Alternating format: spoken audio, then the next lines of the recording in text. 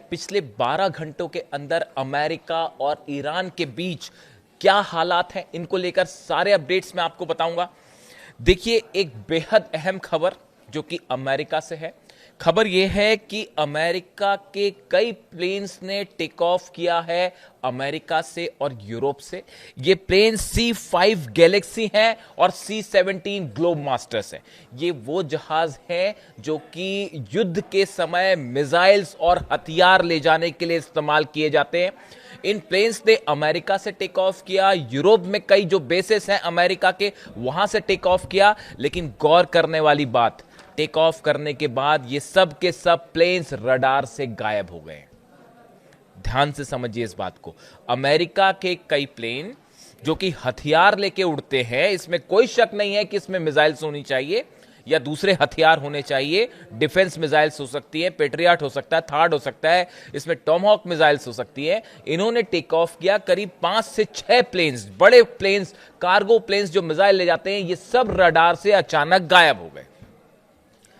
आखिर अमेरिका ने किस देश को ये हथियार पहुंचाए हैं, किस देश को ये मिसाइल्स पहुंचाई और इसका इस्तेमाल कहां होने जा रहा है? देखिए, तमाम चर्चाएं हैं। मैं अक्सर इस बात को कहता हूं कि जब भी इस तरह की खबर आती है कि अमेरिका की और ईरान के बीच में कोई बातचीत हो रही है, किसी तरह से अमेरिका की तरफ से दावा हो जाता है, डोनाल्ड ट्रंप की तरफ से दावा हो जाता है, लेकिन इस तरह की बातों पर एकदम से यकीन करने की बजाय वेट करना चाहिए कि इसका अंत क्या होगा। जब डोनाल्ड ट्रंप ये कहते हैं कि ईरान से अच्छी बातचीत चल रही है, वो भी मैं बताऊंगा, डोनाल्ड ट्रंप जब भी ऐसा कहते हैं ईरान से अच्छी बातचीत चल रही है, उसका मतलब ये होता है कि ईरान ने कहीं ना कहीं पीट दिया है। या तो हॉर्मुज में पीट दिया है, किसी जहाज को पीट दिया है, या फिर कोई प्लेन को हिट कर दिया है, या कहीं ऐसा लग रहा है कि बड़ा हमला ना कर दे, तो बचने के लिए डोनाल्ड ट्रंप इस तरह की बातें शुरू कर देते हैं। अब देखिए, जो खबर है उसके मुताबिक हम वापस खबर पे आए। ये प्लेन्स गायब हुए हैं रडार से।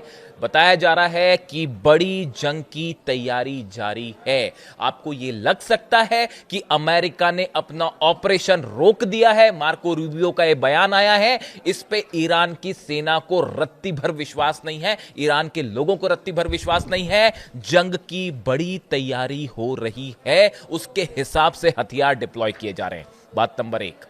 बात नंबर 2, कल एक बड़ा अहम डेवलपमेंट हुआ है। रूस ने लटाविया के ऊपर हमला किया है। इस तरह की खबरें आई कि रूस के कुछ ड्रोन्स जो हैं वो लटाविया के ऊपर आते हैं और ऑयल जो ठिकाने हैं उसके पास जाके उसमें धमाके होते हैं और वो गिर जाते हैं। उसके बाद सोशल मीडिया पे एक खबरें फैली कि क्या रूस ने लटाविया को अटैक किया है, वो भी खासकर उसके ऑयल जो ठिकाने हैं उसके ऊपर हमला किया गया, और वो भी बिल्कुल इस अंदाज में जैसे कि ईरान के ड्रोन्स हमला करते हैं। ईरान के ड्रोन्स जैसे फुजैरा को जला रहे हैं, जला दिए उन्होंने ऑयल डिपोज हाल ही में 2 या पहले भी, बिल्कुल इसी अंदाज में रूस के प्लेन्स जो ड्रोन्स हैं उनसे अटैक हुआ लटाविया पे, और बताया गया कि ऑयल डिपोज पे हमले हुए हैं।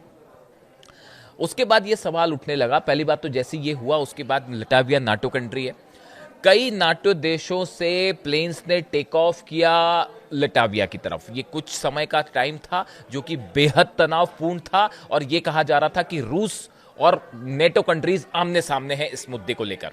लेकिन बाद में हालांकि इसको लेकर और तमाम तरह के डेवलपमेंट हुए, और ये बात किसी तरह से क्लेम नहीं की गई कि ये रशिया का ड्रोन था या नहीं, इसको लेकर भी अभी एक सवाल बना हुआ है।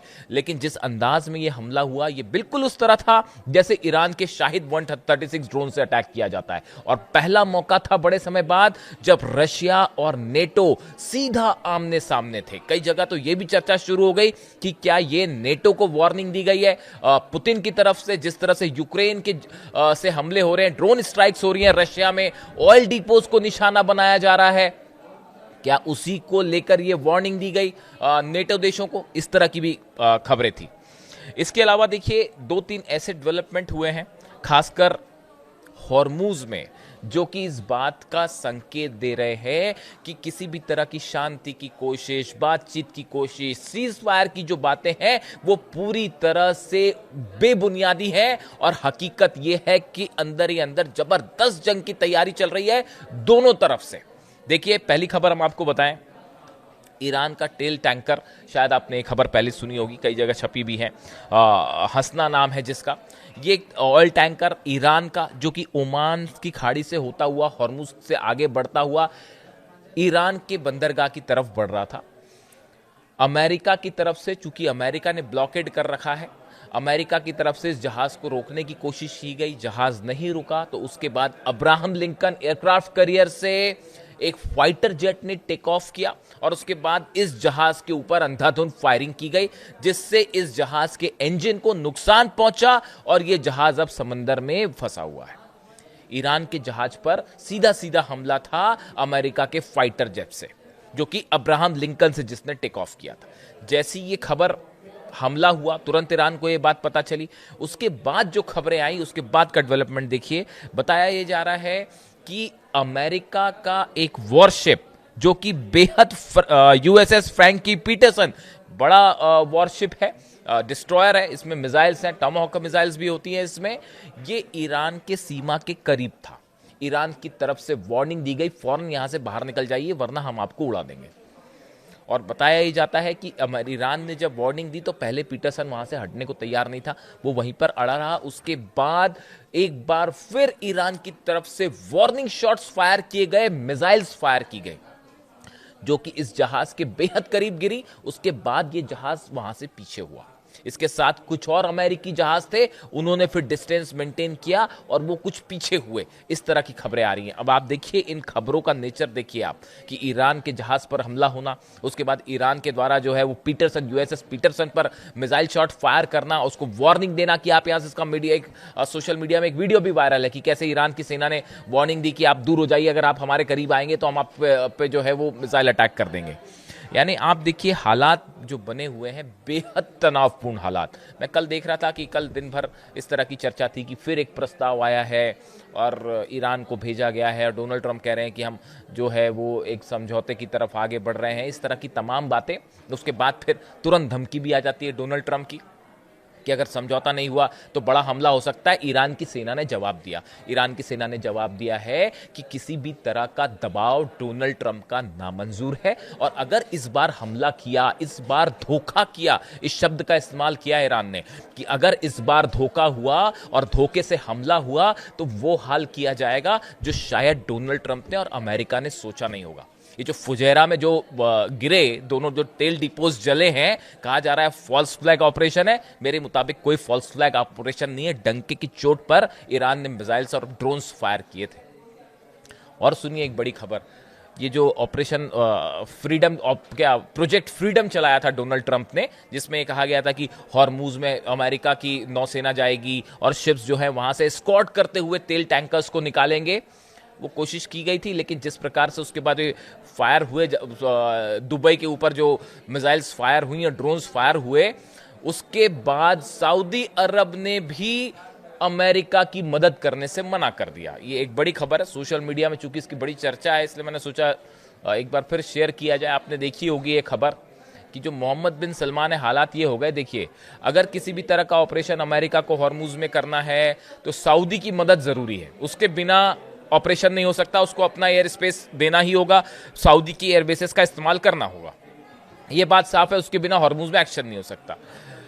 अमेरिका ने बिना किसी देश से पूछे सीधा इस बात का डोनाल्ड ट्रंप ने अनाउंसमेंट कर दिया कि हम ऑपरेशन फ्रीडम जो है वो प्रोजेक्ट फ्रीडम शुरू करने जा रहे हैं और हमारे जहाज जो हॉर्मूज में जाएंगे और वहां से जहाजों को निकालेंगे, टैंकर्स को। किसी भी अरब देश से इसकी चर्चा नहीं की गई, खासतौर पर सऊदी से चर्चा नहीं की गई।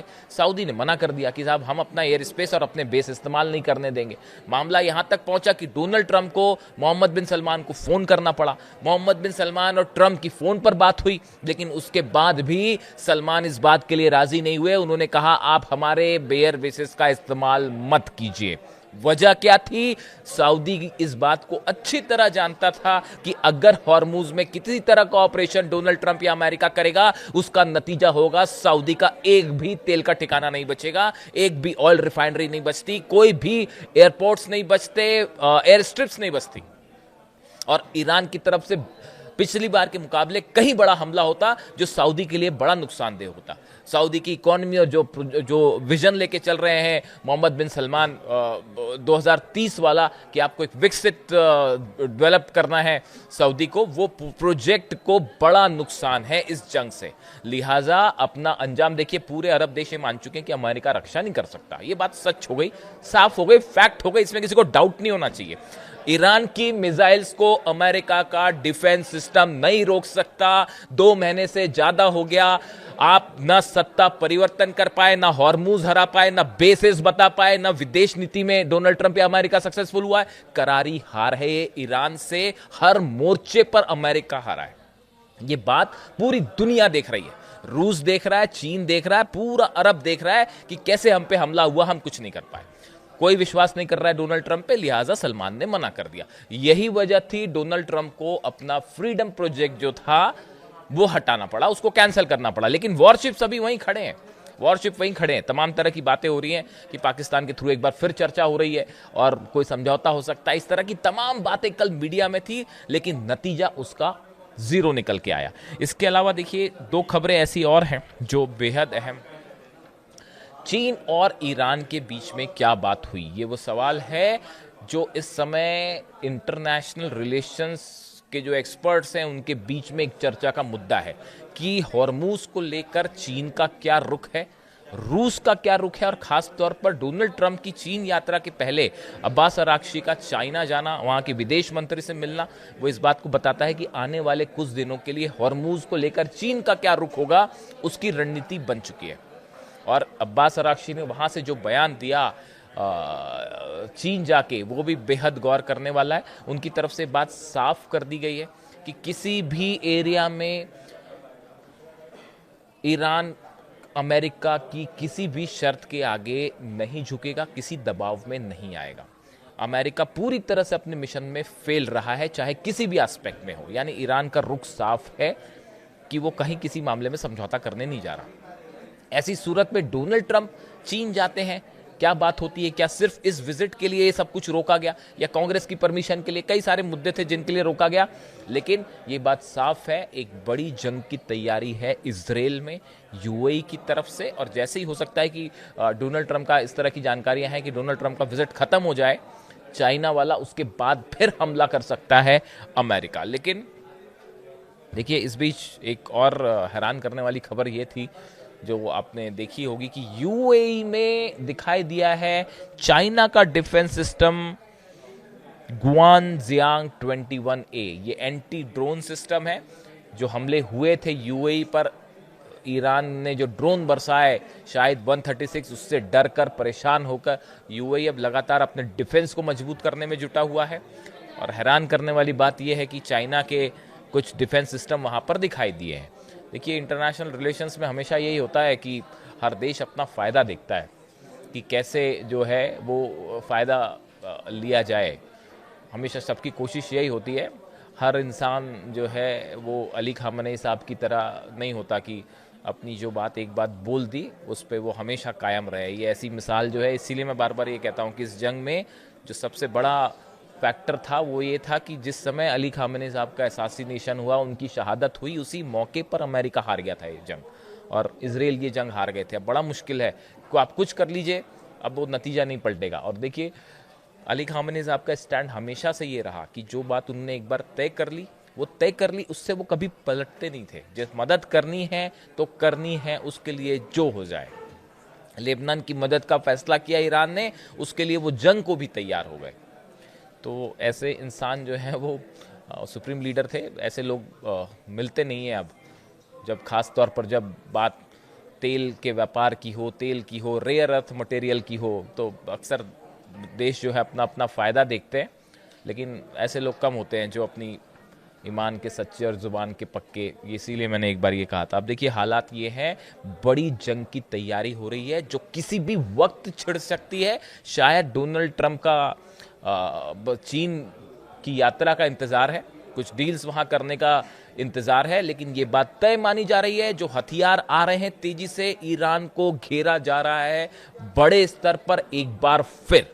अब ये हमला क्या अमेरिका भी इसमें शामिल होगा या इजराइल की तरफ से किया जाएगा, ये बस देखने वाली बात है। और ये बात ईरान की सेना अच्छी तरह से समझती है।